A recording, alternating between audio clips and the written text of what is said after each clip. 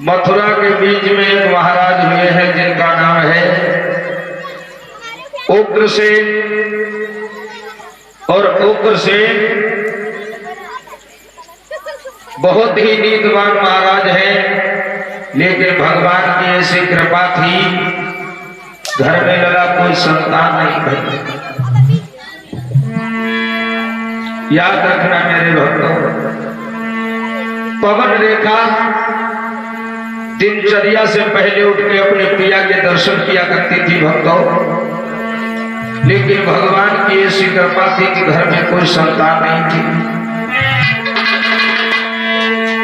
कि विधाना की नजर में आली थी,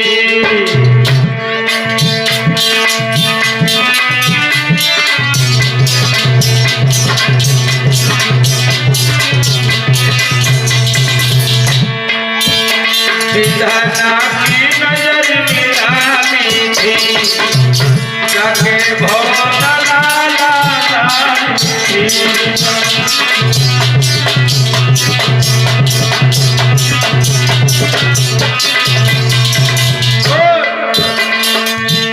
रानी गोद रही खाली है, सुनीली में ध्यान लगा।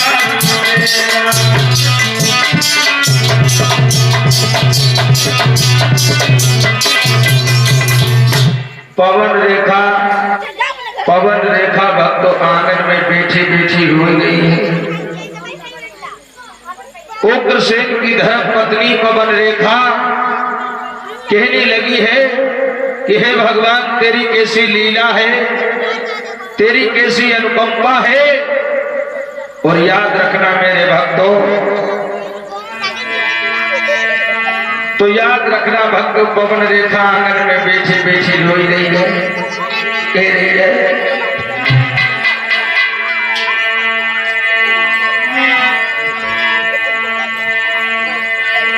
और याद रखना भक्तों, अगर परमात्मा ने ये मानव को चोला दिया है और घर में अगर संतान नहीं है तो सारी जिंदगी भक्तों नरक के समान गुजरती है।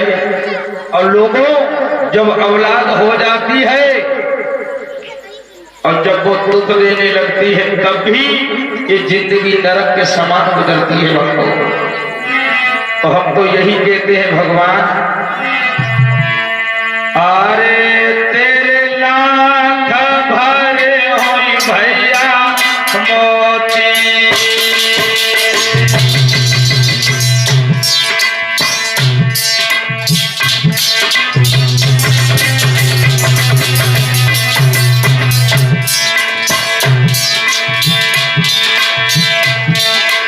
अरे तेरे लाख भरे हो भैया मोती। और भगवान के जड़ों में 10 मुद्राएं दान की हैं, भगवान ने सदैव पूजी रखे। और बिना बेटा के शोभा हो,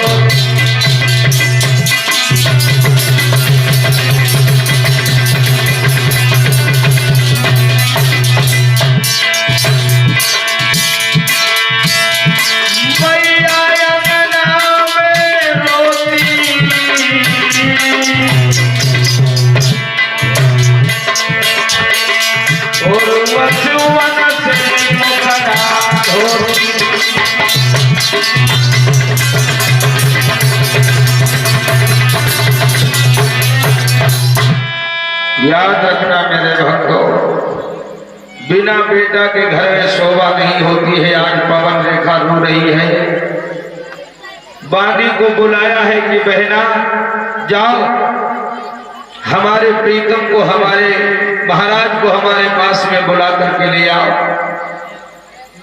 बांदी भक्तों चली है, महाराज उग्रसेन के पास में पहुंचे, जाकर के दोनों हाथ जोड़ करके है, महाराज आपको महारानी याद कर रही है, क्या बात है। और ये हमारे भैया जी भी समुद्राएं भगवान सदैव सुखी रखें। याद रखना मेरे भक्तों, आज पवन रेखा घुटुओं में मुंह रख करके फपक फपक के रो रही है। इधर बांधी गई है महाराज उग्रसेन को बुलाने के लिए।